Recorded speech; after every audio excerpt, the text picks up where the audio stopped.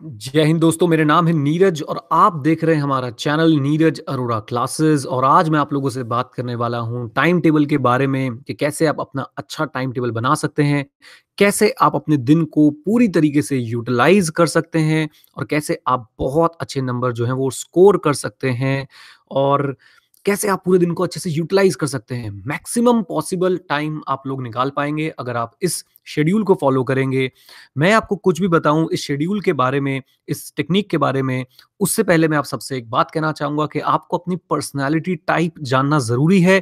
Personality type आपको एक बार अपनी पता चल जाएगी तो आप बहुत आराम से डिसाइड कर पाएंगे कि आपने कब पढ़ाई करनी है और कितनी पढ़ाई करनी है। जी हाँ, तो इस बात को अपने माइंड में रखिएगा कि पहले हम देखेंगे, चर्चा करेंगे आपकी पर्सनालिटी टाइप पे। ये टाइम टेबल कोई भी फॉलो कर सकता है, चाहे आपके बोर्ड्स के एग्जाम हो, चाहे आपके सीए के एग्जाम हो, आपके इंजीनियरिंग के एग्जाम हो, कुछ भी। ऑल्दो इंजीनियरिंग वाले थोड़े से लास्ट टाइम पे पढ़ते हैं, बट हाँ, जो बहुत ज़्यादा पढ़ना चाहते हैं, जिन एग्जाम्स में बहुत ज़्यादा पढ़ने की ज़रूरत है, वो ये टाइम टेबल ज़रूर फॉलो करें, राइट? अगर आप चैनल के लिए नए हैं तो पहले तो चैनल को सब्सक्राइब करो भाइयों, और वीडियो को लाइक देते जाना। इस वीडियो का टारगेट रखते हैं कम से कम नहीं तो 2000 लाइक्स का। जी हाँ, 2000 लाइक्स का कम से कम टारगेट रख के चल रहे हैं इस वीडियो का। आइए मैं आपको कुछ बताना शुरू करता हूँ आपकी पर्सनैलिटी के बारे में। तो बात ऐसी है कि सर, आपको पहले ये पता लगाना होगा कि आपकी पर्सनैलिटी कैसी है।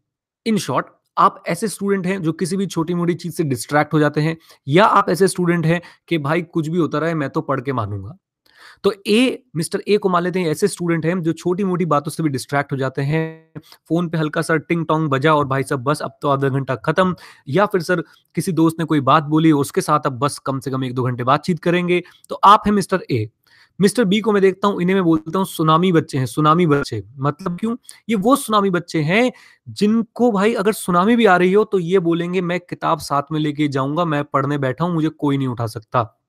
अपने सुनामी दोस्तों को याद करिए, आपके ज़रूर कोई ना कोई ऐसे दोस्त होंगे, जो कुछ भी हो जाए, लेकिन सिर्फ़ पढ़ते रहेंगे, पढ़ते रहेंगे, पढ़ते रहेंगे।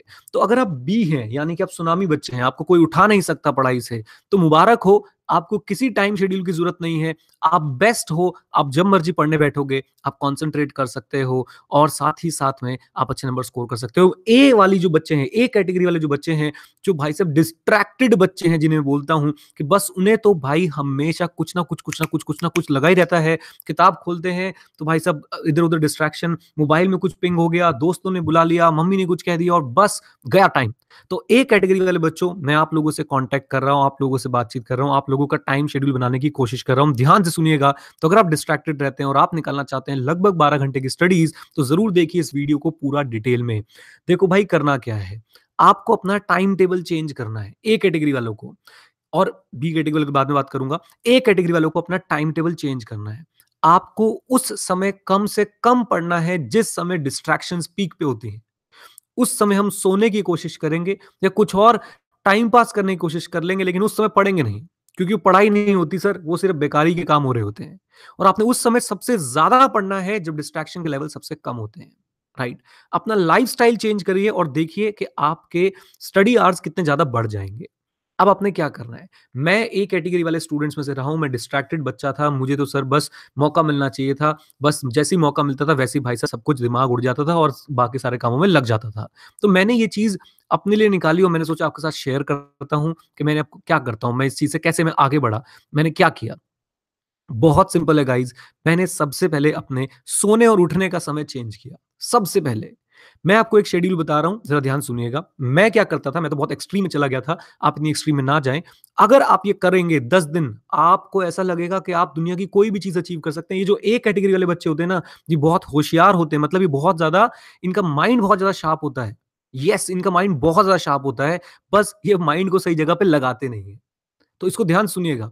आप फॉर एग्ज़ाम्पल, आप अभी क्या करते हैं? आप लोग भाई 10-11 बजे सो के उठते हो क्योंकि सर आपने कहीं जाना नहीं है, अभी छुट्टियाँ पड़ी हुई हैं, एग्ज़ाम की प्रिपरेटरी लीव्स चल रही हैं और आपने अभी कहीं जाना नहीं है, तो आप आराम से भाई साहब 10-11 बजे सो के उठते हो।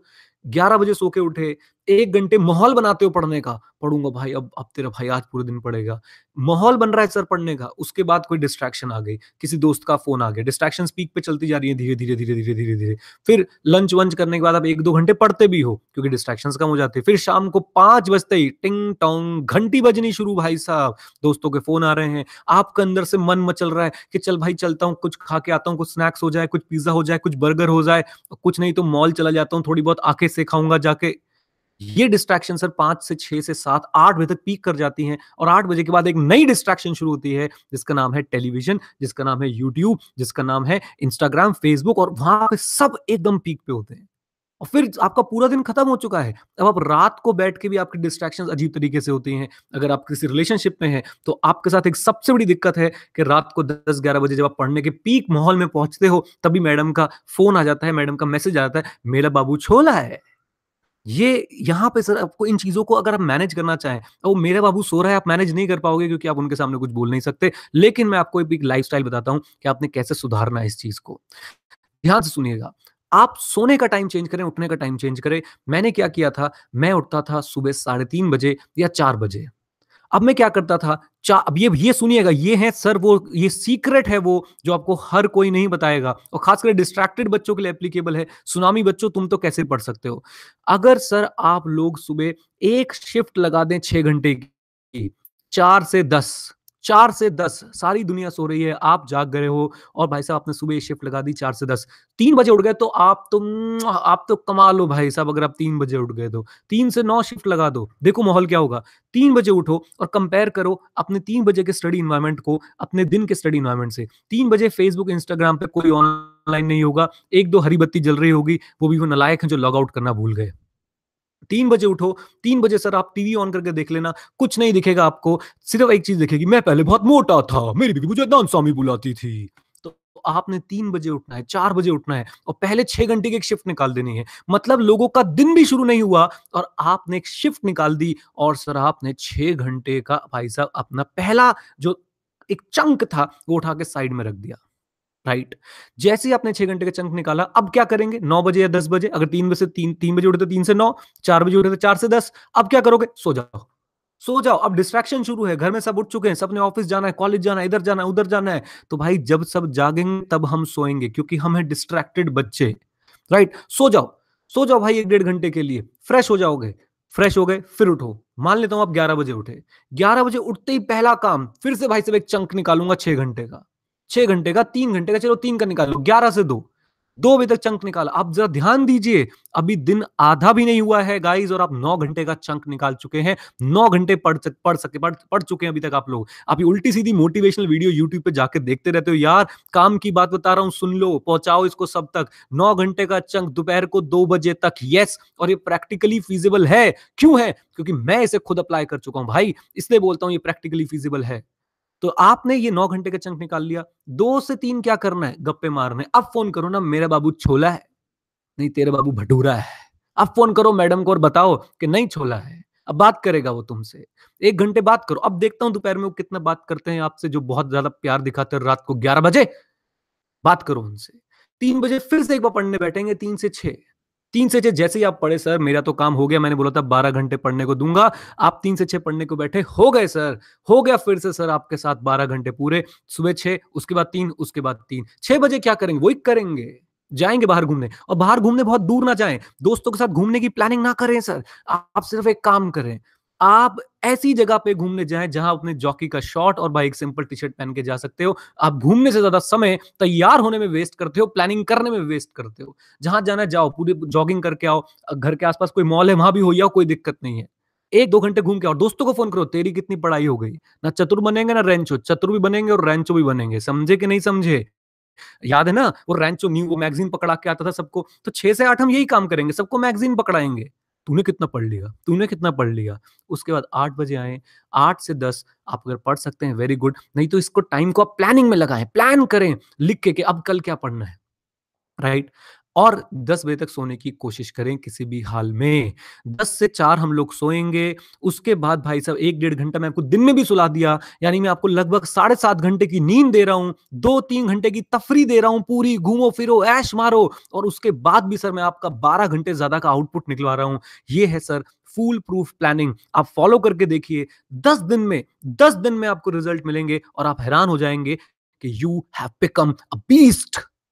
आप बीस्ट बन जाएँगे और सर आपका आउटपुट अपनी पीक पे पहुँच जाएगा। अगर 10 दिन ये फ़ॉलो करेंगे तो मुझे ज़रूर बताइएगा कि कैसा रहा और जब ये वीडियो मैं बंद कर दूँगा उसके बाद नीचे कमेंट बॉक्स में कमेंट करके बताइएगा कैसी लगी आपको ये प्लानिंग। और फिर से गाइज़ वीडियो को दीजिए एक बढ़िया-सा थम्स अप, चैनल को कर लीजिए सब्सक्राइब और जो सुनामी बच्चे हैं, आपने भी ऐसा ही करना है। आपके साथ बस एक आशीर्वाद ये है कि सर आप कभी भी बैठ के पढ़ सकते हो। ये आपकी एक यूएसपी है, इसको यूटिलाइज़ कीजिए। और जो ए कैटेगरी बच्चे थे, जो डिस्ट्रैक्टेड बच्चे थे, उनको मैं बता रहा हूँ आपको अपना टाइम टेबल, अपना लाइफ़स्टाइल चेंज करना पड़ेगा, अगर आपको निकालना है अच्छा आउटपुट स्टडीज़ में।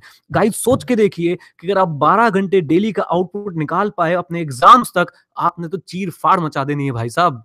आप वो बच्चे हो जो 2-2 3-3 घंटे पढ़ के बहुत अच्छे नंबर ला रहे थे, पास होने के पास तक पहुँच जा रहे थे, तो जब आप 12 घंटे पढ़ोगे, तो सोचो क्या आउटपुट आएगा। Just think over it. तो यही मेरी आपसे रिक्वेस्ट है, ये मैंने टाइम टेबल बनाया, मैं ऐसी और बहुत सारी वीडियोज़ आपके लिए लेके आऊँगा गाइज़। प्लीज़ चैनल के साथ जुड़े रहें और मुझे मोटिवेशन देते रहें क्योंकि जब मैं मोटिवेट होऊँगा, तो आपको भी दूँगा super motivation. Right guys, thank you very much, stay connected, stay hit, जय हिंद और हाँ, सीखते रहें क्योंकि सीखना बंद तो जीतना बंद। जय हिंद।